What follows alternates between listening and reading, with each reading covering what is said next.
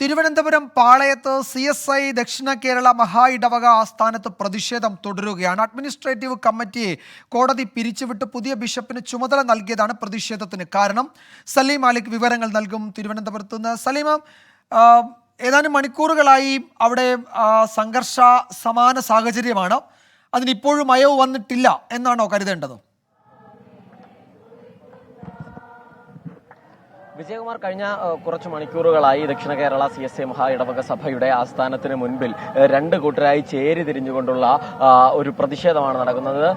അത് ഈ പ്രതിഷേധക്കാരുടെ എല്ലാം ആവശ്യം ഏതെങ്കിലും ഉത്തരവാദിത്തപ്പെട്ടവരുടെ വന്ന് ഇവരുടെ പ്രശ്നങ്ങൾക്കൊരു പരിഹാരം ഉണ്ടാക്കുന്നതുവരെ ഇവിടെ തുടരും എന്നുള്ളതാണ്. അല്പസമയത്തിനകം തന്നെ സബ് കളക്ടർ ഇവിടേക്ക് എത്തും എന്ന് അറിയിച്ചിട്ടുണ്ട്. സബ് കളക്ടർ ഇപ്പോൾ ഉടൻ തന്നെ ഇവിടേക്ക് എത്തും എന്നുള്ളതാണ്. സബ് കളക്ടർ ഇവിടേക്ക് ഈ സംഭവ സ്ഥലത്തേക്ക് എത്തിയിട്ടുണ്ട്. എന്തായാലും വലിയ പ്രതിഷേധം അത് ഈ രണ്ട് കൂട്ടരുടെയും നേതൃത്വവുമായി ചർച്ച ചെയ്തതിനു ശേഷം അത് അനുനയത്തിൽ പരിഹരിക്കാൻ കഴിയുമോ എന്നുള്ളതാണ് നോക്കുന്നത്. എന്തായാലും രണ്ടു കൂട്ടരുടെയും നേതൃത്വവുമായി അല്പസമയത്തിനകം തന്നെ സബ് കളക്ടർ ചർച്ച നടത്തും. നിലവിൽ ഇവിടെ ഈ ഇരുവിഭാഗവും പറയുന്നത് ഈ ഇതുമായി ബന്ധപ്പെട്ട ഭരണവുമായി ബന്ധപ്പെട്ട പ്രശ്നത്തിലാണ്. CSI ദക്ഷിണ കേരള മഹാ ഇടവകയുടെ അഡ്മിനിസ്ട്രേറ്റീവ് കമ്മിറ്റിയെ നേരത്തെ കോടതി പിരിച്ചുവിടുകയും പുതിയ ബിഷപ്പിന് ചുമതല നൽകുകയും ചെയ്തിരുന്നു. അതിനുശേഷം ആ തീരുമാനത്തിൽ പുതിയ ഉത്തരവ് അവർക്ക് ലഭിച്ചുവെന്നും ഒരു വിഭാഗത്തിന് ലഭിച്ചുവെന്നും അതിനുശേഷം പിന്നീട് നിലവിലുള്ള ഈ ബിഷപ്പിനെ പുറത്താക്കണമെന്നും ഇവർ ആവശ്യപ്പെട്ട ഒരു സംഘം ഇവിടേക്ക് എത്തുകയായിരുന്നു. അതിനുശേഷം ബിഷപ്പ് പുറത്തേക്ക് ഇറങ്ങിയപ്പോൾ ബിഷപ്പിനെ അനുകൂലിക്കുന്ന ഒരു വിഭാഗം ബിഷപ്പിനെ തടയുകയും ഇവിടെ നിന്ന് പോകരുത് എന്ന് പറയുകയും ചെയ്തു. അങ്ങനെ ബിഷപ്പ് ഇപ്പോൾ തന്നെ മണിക്കൂറുകളായി കാറിൽ തന്നെ തുടരുന്ന ഒരു സാഹചര്യമുണ്ട്.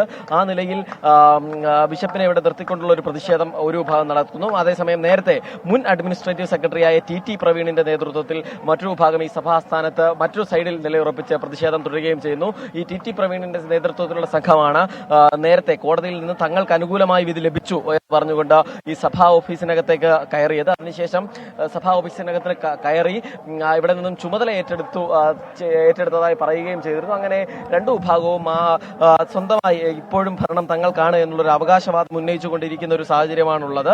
അതിനിടയിൽ നിലവിൽ ഈ പുതിയ ബിഷപ്പ് ഇൻചാർജായി ചുമതല ഏറ്റെടുത്തിരുന്ന റോയ്സ് മനോജ് വിക്ടർ, അദ്ദേഹമാണ് ഈ കാറിനുള്ളിൽ തന്നെ ഉള്ളത്. ഇപ്പോൾ നേതൃത്വവുമായി സബ് കളക്ടറും ഒപ്പം തന്നെ മുതിർന്ന പോലീസ് ഉദ്യോഗസ്ഥരും ചേർന്ന് ചർച്ച നടത്തും എന്നുള്ളതാണ് മനസ്സിലാക്കുന്നത്. അതിനുശേഷം ഈ സംഘർഷത്തിലേക്കൊരു അയവ് വരുമോ എന്നുള്ളത് കൂടി നമ്മൾ കാത്തിരുന്ന് കാണണം. എന്തായാലും ഇതുവരെയും ഈ രണ്ട് കൂട്ടരെയും ഒരു തരത്തിലും വിട്ടുകൊടുക്കാനോ വിട്ടുവീഴ്ചയ്ക്കോ തയ്യാറായിട്ടില്ല. രണ്ട് കൂട്ടരും ആ നിലയിൽ തന്നെ പ്രതിഷേധവുമായി തുടരുകയും ചെയ്യുന്ന ഒരു സാഹചര്യമുണ്ട്.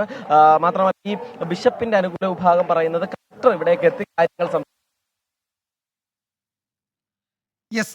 സലീം മാലിക്കാണ് വിവരങ്ങൾ നൽകിയത്. തിരുവനന്തപുരത്ത് നിന്ന് അഡ്മിനിസ്ട്രേറ്റീവ് കമ്മിറ്റിയെ കോടതി പിരിച്ചുവിട്ട് പുതിയ ബിഷപ്പിന് ചുമതല നൽകിയതാണ് ഈ പ്രതിഷേധത്തിന് കാരണമായത്. സബ് കളക്ടറും ഉന്നത പോലീസ് ഉദ്യോഗസ്ഥരും അവിടെ എത്തിയിട്ടുണ്ട്. ഇരുപക്ഷവുമായി സംസാരിച്ച് പ്രശ്നം പരിഹരിക്കാൻ കഴിയും എന്ന പ്രതീക്ഷയാണ് ഉദ്യോഗസ്ഥർ പങ്കുവയ്ക്കുന്നത്.